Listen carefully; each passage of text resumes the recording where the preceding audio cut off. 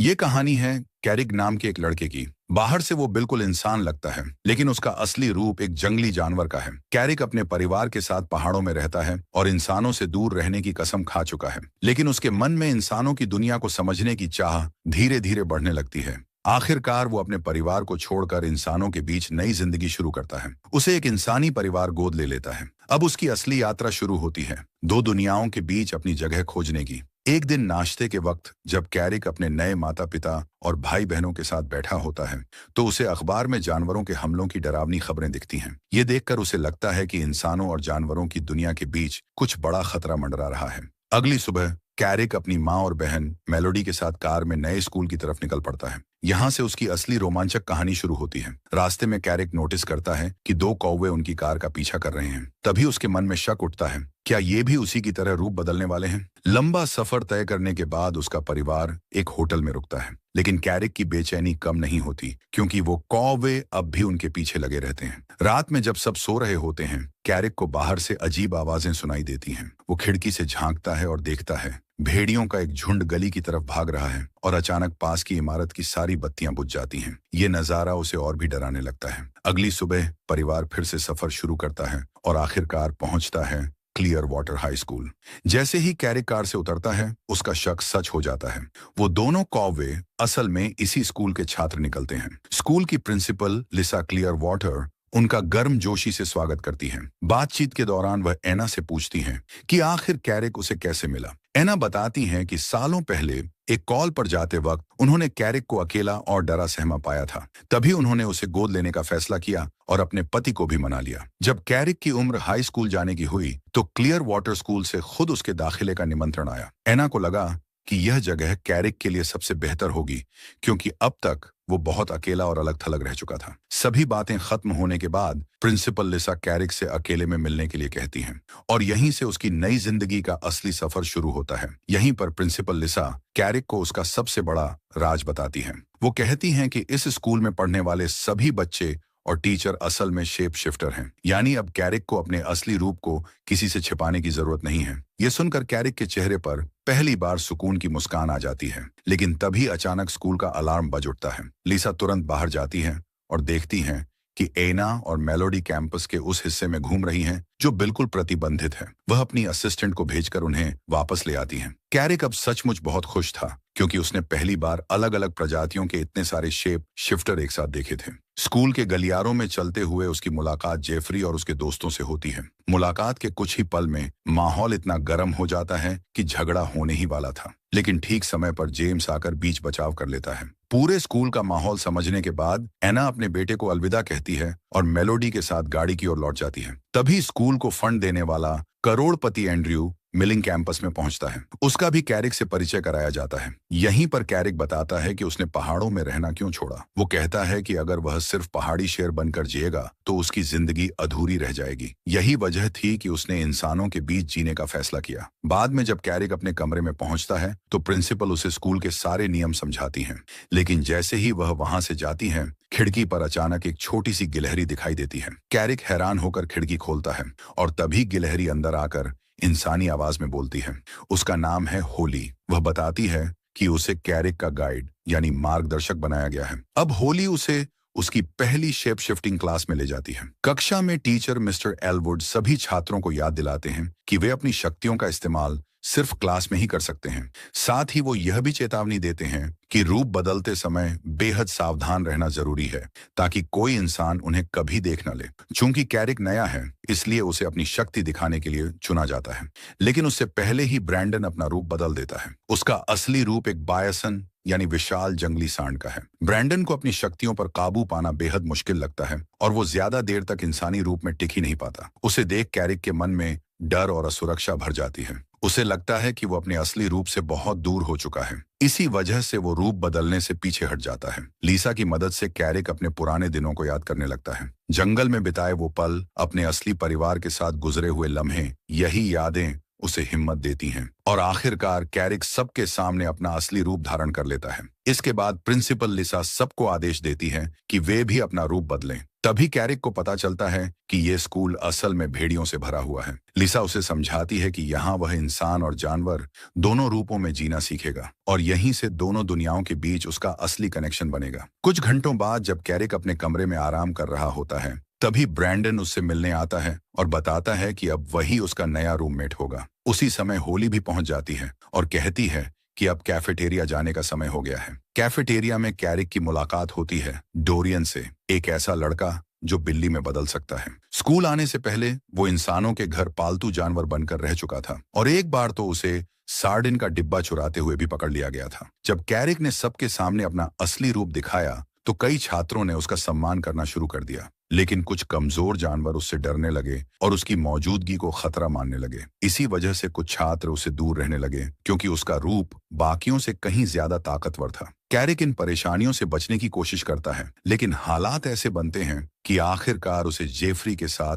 टकराव का सामना करना ही पड़ता है। हालात बिगड़ते हैं और वो खतरे में फंस जाता है। उसे बचाने के लिए कैरिक आगे बढ़ता है और सीधे जेफरी से भिड़ जाता है। जेफरी से भिड़ने के बाद कैरिक खुद मुसीबत में फंस जाता है। भेड़िए उसे डराने की कोशिश करते हैं, लेकिन ठीक समय पर जेम्स आकर माहौल शांत कर देता है। उस रात जब कैरिक अपने परिवार के बारे में सपना देख रहा होता है, अचानक ब्रैंडन उसे जगा देता है। असल में ब्रैंडन नींद में ही रूप बदल लेता है और इस बार उसने अपना बिस्तर ही तोड़ डाला था। ब्रैंडन हंसकर कहता है कि ऐसा तो उसके साथ हफ्ते में 1-2 बार हो ही जाता है। यह सुनकर कैरिक समझ जाता है कि आने वाली रातें बिल्कुल भी शांत नहीं होने वाली। अगले दिन लड़ाई की क्लास में बर्दा और ब्रैंडन को आमने सामने लड़ने के लिए चुना जाता है, लेकिन ब्रैंडन, जो कि एक ताकतवर बायसन है, खुद को शांति प्रिय बताकर लड़ाई से पीछे हट जाता है। उसकी जगह कैरिक को मैदान में उतारा जाता है। कैरिक थोड़ा अनिश्चित महसूस करता है, लेकिन तभी उसका साथी आंद्रे उसकी मदद करता है। वह उसे पहाड़ी की मिट्टी से भरे एक छोटे थैले की गंध सूंघने के लिए कहता है। जैसे ही कैरिक गंध सूंघता है, वो तुरंत शेर में बदल जाता है और बर्दा से भिड़ जाता है। आकार में छोटा होने के बावजूद कैरिक अपनी ताकत और हिम्मत के दम पर जीत हासिल कर लेता है। इसके बाद लड़ाई में लेरॉय और डोरियन को बुलाया जाता है, लेकिन डोरियन अपने प्रतिद्वंदी की बदबू सूंघकर डर जाता है और भाग जाता है। इस तरह लेरॉय को बिना लड़े ही जीत मिल जाती है। क्लास खत्म होने पर करोड़पति एंड्रयू मिलिंग कैरिक के पास आता है। वह कहता है कि वो कैरिक का टीचर बनना चाहता है और उसे मिट्टी से भरा एक छोटा बैग देता है। एंड्रयू कहता है कि कैरिक का भविष्य बहुत उज्जवल है, लेकिन जैसे ही बाकी छात्र देखते हैं कि एंड्रयू कैरिक पर ज्यादा ध्यान दे रहा है, उनमें जलन पैदा हो जाती है। इसी वजह से जेफरी उसे खुली चुनौती देता है, 2 भेड़ियों से लड़ाई की, और कहता है कि अगर कैरिक जीत गया तो वे सब उसे अकेला छोड़ देंगे। दोपहर बाद कैरिक अपने नए दोस्तों के साथ ट्री हाउस जाता है और वहीं सबको बताता है कि वह इस चुनौती को स्वीकार करेगा। यह सुनकर ब्रैंडन डर जाता है कि कहीं कैरिक की यह हरकत उसे स्कूल से बाहर ना कर दे, लेकिन कैरिक साफ कहता है कि अब वो और ताने व अपमान सहन नहीं करेगा। जब उसे रोकना मुश्किल हो जाता है तो होली आगे बढ़कर कहती है कि वो हमेशा अपने दोस्त का साथ देगी। वहीं ब्रैंडन हंसते हुए कहता है कि उसे बेसब्री से इंतजार रहेगा। कैसे भेड़िए हारते हैं। रात होते ही तीनों चुपके से हॉस्टल से निकल पड़ते हैं। कैरिक लड़ाई शुरू करने से पहले उस छोटे बैग की मिट्टी सूंघता है, जिससे उसे ताकत और हिम्मत मिलती है। लेकिन जैसे ही वे तय जगह पर पहुंचते हैं, कैरिक को असली सच पता चलता है। ये कोई साधारण मुकाबला नहीं, बल्कि एक जाल था। 2 भेड़ियों से लड़ने के बजाय कैरिक खुद को जेफरी और उसके पूरे झुंड से घिरा हुआ पाता है। फिर भी वो हार मानने से इनकार करता है। कैरिक पूरे दमखम से लड़ता है, लेकिन पीछे से हमला होने पर भेड़िए उसे दबाने लगते हैं। तभी अपने दोस्त को मुश्किल में देखकर होली चौंकाने वाला कदम उठाती है। वो ब्रैंडन को चट्टान से धक्का देती है ताकि वह मजबूर होकर बायसन का रूप ले और लड़ाई में कूद पड़े। ब्रैंडन भेड़ियों का ध्यान अपनी तरफ खींच लेता है। उसी मौके का फायदा उठाकर कैरिक पलटकर जोरदार हमला करता है। भारी टक्कर के बाद आखिरकार जेफरी और उसके साथी पीछे हट जाते हैं और हार मान लेते हैं। अगली सुबह क्लास में जब जेम्स पहुंचता है तो देखता है कि कई छात्र बुरी तरह घायल हैं। वह तुरंत उन्हें अस्पताल जाने का आदेश देता है, लेकिन जब उनसे चोट का कारण पूछा जाता है तो सब अलग अलग बहाने बनाते हैं ताकि सच्चाई बाहर ना आ सके। अगली सुबह जब सब घायल छात्रों को देखकर प्रिंसिपल कैरिक से सवाल पूछने ही वाली होती हैं, तभी एंड्रयू उसे सैर पर चलने का न्योता देता है। टहलते टहलते एंड्रयू बता देता है कि उसे पिछली रात की पूरी लड़ाई के बारे में पहले से सब मालूम है। वह कहता है, अगर तुम सच में कूकर हो तो 4 भेड़ियों को हराने के लिए तुम्हें किसी की मदद की जरूरत नहीं पड़नी चाहिए। लेकिन कैरिक मान लेता है कि क्योंकि उसने बहुत छोटी उम्र में अपना असली परिवार छोड़ दिया था, इसलिए उसे शिकार करना कभी ठीक से सीखने का मौका ही नहीं मिला। यह सुनकर एंड्रयू खुद उसे असली शिकारी बनना सिखाने का फैसला करता है। सैर के बाद जब वे स्कूल लौटते हैं तो लिसा कैरिक से नाराज हो जाती है। वह साफ कहती है कि कोई भी छात्र खास नहीं है और सबको बराबर माना जाता है। फिर प्रिंसिपल भी कैरिक को समझाती हैं कि अगर उसे इस स्कूल में रहना है तो बाकी छात्रों की तरह नियम मानने होंगे, यानी क्लास के समय के अलावा किसी भी हालत में लड़ाई झगड़ा नहीं। लिसा के जाते ही कोली और ब्रैंडन उत्सुक होकर उससे पूछते हैं कि आखिर हुआ क्या था। तभी कैरिक देखता है कि लू चुपचाप जंगल की तरफ जा रही है। वह तुरंत उसके पीछे जाता है और वहां दोनों मिलकर कुछ शिक्षकों की बातचीत सुन लेते हैं। शिक्षक हाल ही में हुए जानवरों के रहस्यमयी हमलों पर चर्चा कर रहे होते हैं। शिक्षकों का मानना था कि हाल के हमले किसी साधारण जानवर ने नहीं किए, बल्कि इसमें शेप शिफ्टर शामिल हैं। सबसे बड़ी चिंता यह थी कि अगर इंसानों को यह सच पता चल गया तो इंसानों और वुडवॉकरों के बीच हमेशा के लिए शांति टूट जाएगी। इसी वजह से लिसा और परिषद ने मिलकर आगे ऐसे हमलों को रोकने की योजना बनाने का फैसला किया। स्कूल लौटने के बाद कैरिक अपने दोस्तों को बताता है कि जब वह अपनी माँ और बहन के साथ पड़ोसी शहर में था तब उसने अपनी आंखों से 4 भेड़ियों को इंसानों पर हमला करते देखा था। उसे पूरा यकीन था कि वे भेड़िए और कोई नहीं बल्कि जेफरी और उसके दोस्त ही थे। अगले दिन एंड्रयू तय योजना के मुताबिक कैरिक को जंगल में उसका पहला सबक देने ले जाता है। एंड्रयू समझाता है कि जितनी बार कैरिक रूप बदलेगा उतना ही आसान होगा उसके लिए दोनों रूपों को नियंत्रित करना। तभी वह अपनी असली ताकत को पहचान पाएगा। एंड्रयू उसे सिखाता है कि शिकार करने से पहले अपने शिकार को ध्यान से पहचानना जरूरी है, फिर धीरे धीरे दूरी बनाकर घात लगानी चाहिए। यही असली शिकारी की सफलता की कुंजी है। इस ट्रेनिंग के बाद कैरिक ने हिरण का शिकार किया और दोनों ने मिलकर खाना भी खाया। कई घंटों की मेहनत के बाद जब वे पैदल स्कूल लौट रहे होते हैं तभी एंड्रयू पहली बार कैरिक से अपनी निजी जिंदगी की बात साझा करता है। वह बताता है कि उसकी एक बेटी थी, इंसानों ने उसकी बेटी को बहुत ही दर्दनाक मौत दी थी। जब वह अपनी माँ के साथ जंगल में घूम रही थी तब शिकारी उस पर टूट पड़े। अगर वह आज जिंदा होती तो कैरिक की ही उम्र की होती। यही वजह है कि एंड्रयू के दिल में इंसानों के लिए गहरी नफरत भरी हुई है। उस दिन दोपहर के वक्त लू ने देखा कि कैरिक ने खाना खाने से मना कर दिया। जब उसने वजह पूछी तो कैरिक ने सच बता दिया कि वह सुबह एंड्रयू के साथ शिकार पर गया था और उसने अपना पहला शिकार पकड़ा। यह सुनते ही लू का चेहरा उतर गया और वह तुरंत वहां से चली गई। उसे अपने अतीत का वो दर्दनाक पल याद आ गया जब उसकी मां पर एक कॉगर ने हमला किया था। उस हादसे के बाद से ही लू कभी भी सामान्य तरीके से चल नहीं पाई। दोस्ती ठीक करने के लिए कैरिक उसके पीछे जंगल में भागा, लेकिन वह लू तक नहीं पहुंच सका। रात को जब कैरिक अपने कमरे में सोने की कोशिश कर रहा था तभी उसे जेफरी की चीखें सुनाई दी। खिड़की से झांकने पर उसने देखा कि भेड़िए कुछ साजिश कर रहे हैं। सच्चाई जानने के लिए कैरिक ने उनका पीछा करने का फैसला किया। पीछा करते करते वह पास के शहर तक पहुंच गया। वहां भेड़ियों ने एक सिक्योरिटी गार्ड को डराकर फैक्ट्री में घुसपैठ की। कैरिक ने उन्हें पकड़ने की कोशिश की, लेकिन जैसे ही उन्हें पता चला कि कोई उनका पीछा कर रहा है वे सब मिलकर उस पर टूट पड़े। ठीक उसी समय एंड्रयू वहां पहुंच गया और लड़ाई शुरू होने से पहले ही सबको रोक दिया। एंड्रयू ने आदेश दिया कि सभी छात्र तुरंत कार में बैठें और उन्हें वापस स्कूल ले आया। बाद में उसने कैरिक को अकेले बुलाकर अपनी दिल दहलाने वाली सच्चाई बताई। कुछ साल पहले उसने अपनी पत्नी और बेटी दोनों को खो दिया था। वे जंगल में टहल रहे थे, तभी इंसानी शिकारी ने उन्हें बेरहमी से मार डाला। तभी से एंड्रयू मानता है कि इंसानों ने पूरी दुनिया पर कब्जा कर लिया है और जानवरों को हमेशा दबाकर रखा है। एंड्रयू कैरिक को बताता है कि इंसानों की वजह से कई प्रजातियां हमेशा के लिए खत्म हो चुकी हैं। पिछले 50 सालों से वुडवॉकर काउंसिल इंसानों को समझाने की कोशिश कर रही है कि वे प्रकृति और जानवरों की रक्षा करें, लेकिन हालात और भी बिगड़ते ही चले गए। यही वजह है कि एंड्रयू ने खुद कदम उठाने का फैसला किया। इसी दौरान शीला वहां खाना लेकर आई। कैरिक ने नोटिस किया कि उसके पैर में मशीन वाला नकली पैर है। एंड्रयू ने समझाया कि शीला असल में एक सांप है जिसे उसके जानवर रूप में एक कार ने टक्कर मार दी थी। खाना खाते समय एंड्रयू ने कैरिक को अपने प्रोजेक्ट में शामिल होने का न्योता दिया, लेकिन कैरिक ने साफ कह दिया कि वह किसी को चोट नहीं पहुंचाना चाहता। यह सुनकर एंड्रयू ने समझाया कि उसका असली मकसद इंसानों को मारना नहीं है, बल्कि उनकी मशीनों को नष्ट करना है, ताकि वे ऐसी चीजें न बना सकें जो जानवरों और प्रकृति को नुकसान पहुंचाए। आखिरकार कैरिक ने वादा किया कि वह उस रात की सारी बातें गुप्त रखेगा,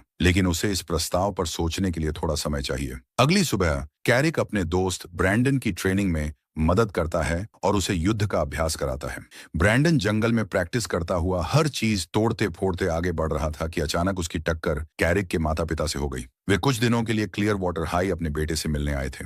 ब्रैंडन माफी मांगने ही वाला था कि कैरिक तुरंत बात संभाल लेता है और अपने परिवार को कमरे में ले जाता है। कमरे में पहुंचते ही एना एक गिलहरी को उसकी चीजों में टटोलते हुए देख लेती है। तभी प्रिंसिपल वहां आकर गिलहरी को डांट देती है और कैरिक को याद दिलाती है कि मिलने का समय फिक्स होता है, हर वक्त नहीं। जाने से पहले एना बताती है कि वह पूरा वीकेंड पास के शहर में रहेगी और चाहती है कि कैरिक भी उनके साथ चले। यह सुनकर कैरिक तुरंत मान जाता है और अपने परिवार को अलविदा कह देता है। लेकिन तभी उसे एंड्रयू का फोन आता है। एंड्रयू उसे वीकेंड में होने वाले एक खास प्रोग्राम में बुलाता है, मगर कैरिक साफ कह देता है कि वह अपने माता पिता के साथ समय बिताना चाहता है और इंसानों को नुकसान पहुंचाने वाला आइडिया उसे बिल्कुल पसंद नहीं। ये सुनते ही एंड्रयू गुस्से में फोन काट देता है। थोड़ा परेशान होकर कैरिक अपना ध्यान भटकाने के लिए जंगल चला जाता है और रूप बदलने का अभ्यास करने लगता है। घंटों प्रैक्टिस करने के बाद उसकी मुलाकात विंग से होती है, जो बताता है कि लोग उसे ढूंढ रहे थे क्योंकि उसके गायब होने से सब परेशान हो गए थे। तभी अचानक एक ड्रोन वहां आ जाता है। विंग समझ जाता है कि कोई शिकारी कुत्तों के साथ कैरिक तक पहुंच चुका है। वह तुरंत कैरिक को भागने का आदेश देता है। कैरिक भागते हुए एक ऊंचे पेड़ की शाखाओं में छिप जाता है, लेकिन ड्रोन उसका पीछा करता रहता है। अपने दोस्त को बचाने के लिए विंग उस मशीन को तोड़ देता है और कैरिक फिर से भाग निकलता है। थक कर जब वह रुकता है तो शैडो उसे कपड़े लाकर देता है ताकि वह इंसानी रूप में वापस आ सके।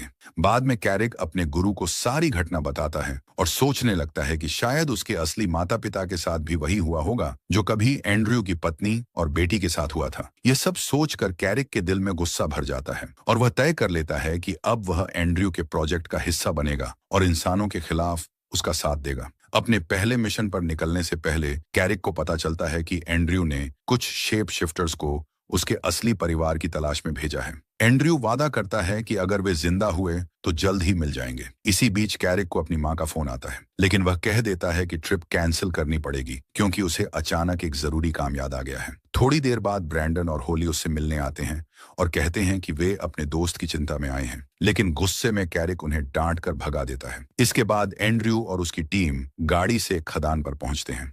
वहां एंड्रयू सबको अलग अलग काम सौंप देता है। कैरिक को कहा जाता है कि वह जंगल के जानवरों को इस इलाके से दूर रखे। दूसरी तरफ जेफरी और बाकी भेड़ियों को मजदूरों को सुरक्षित बाहर निकालना होता है ताकि कोई घायल न हो। कैरिक आसपास के खरगोशों को डराकर भगा देता है, लेकिन तभी उसे पता चलता है कि उसके माता पिता पास ही घाटी में कैंप लगाकर रुके हैं। यह जानकर वह घबरा जाता है और तुरंत अपने गुरु को फोन करता है। तभी एंड्रयू खुद आकर बताता है कि हाँ, उसने कैरिक के परिवार को घाटी में तंबू लगाते देखा है, लेकिन वह आश्वासन देता है कि वे पूरी तरह सुरक्षित रहेंगे। खदान में अचानक हंगामा मच जाता है। गुस्साए भेड़ियों को देखकर सारे कर्मचारी डर जाते हैं और जल्दी से पिकअप ट्रक में बैठकर वहां से भाग जाते हैं। लेकिन तभी डैन ट्रक से लकड़ियों का बड़ा ढेर नीचे गिराने की कोशिश करता है। यह देखकर कैरिक घबरा जाता है और उसे विनती करता है, कृपया ये मिशन रोक दो, अगर ऐसा हुआ तो मेरा परिवार भी खतरे में आ जाएगा। तभी सही वक्त पर ब्रैंडन और होली उसकी मदद के लिए पहुंच जाते हैं। ऊपर आसमान में शैडो और विंग उड़ रहे होते हैं। उन्हें देखकर बाकी भेड़िए डर जाते हैं कि कहीं प्रिंसिपल तक खबर न पहुंच जाए और वे स्कूल से निकाल न दिए जाएं। इसलिए सब मिशन छोड़कर भाग जाते हैं। तभी लू वहां आती है और डेरेक को समझाती है, खदान को बंद करने के और भी बेहतर तरीके हैं। अगर हम सब कुछ नष्ट करेंगे तो इंसान गुस्से में बदला लेंगे। लेकिन डेरेक उसकी बात मानने के बजाय गुस्से में उसे धक्का दे देता है। बस फिर क्या था, चारों तरफ से कौवे उस पर हमला कर देते हैं। गुस्से में डेरेक अपना असली रूप दिखाता है और एक विशाल भूरे भालू में बदल जाता है। अब ब्रैंडन अपने दोस्तों की रक्षा करने के लिए मैदान में कूद पड़ता है। इसी बीच एंड्रयू को शक होता है कि कैरिक ने उसे धोखा दिया है। वह गुस्से में ब्रैंडन पर हमला कर देता है और दोनों के बीच जोरदार लड़ाई शुरू हो जाती है।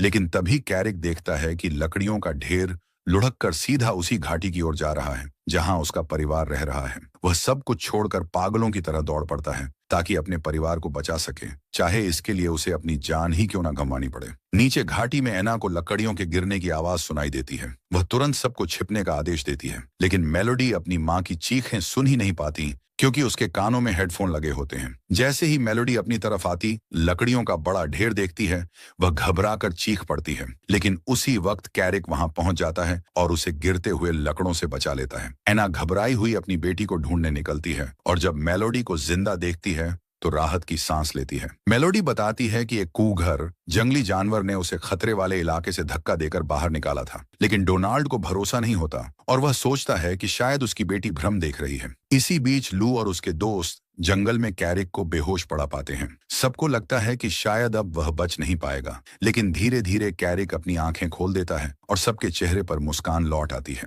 होश में आते ही कैरिक सबसे पहले अपने परिवार